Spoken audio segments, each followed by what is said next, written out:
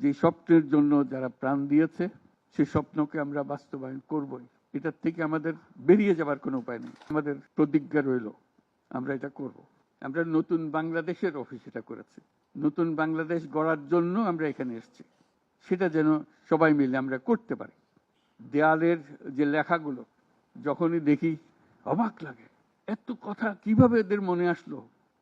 এদের পেছনে তো কোনো কবি নাই, কোনো সাহিত্যিক নাই, কোনো পণ্ডিত নাই যে কথাগুলো জোগাড় করে করে দেবে, কিন্তু সারা শহর ছড়িয়ে আছে, অন্যান্য শহরেও আছে। প্রতিটি কথা অত্যন্ত মূল্যবান, ছোট্ট কথা, ছোট্ট ছবি, অত্যন্ত মূল্যবান। শুধু বাংলাদেশের মানুষ উতলা হয়ে গেছে নতুন বাংলাদেশ করার জন্য, তাই না?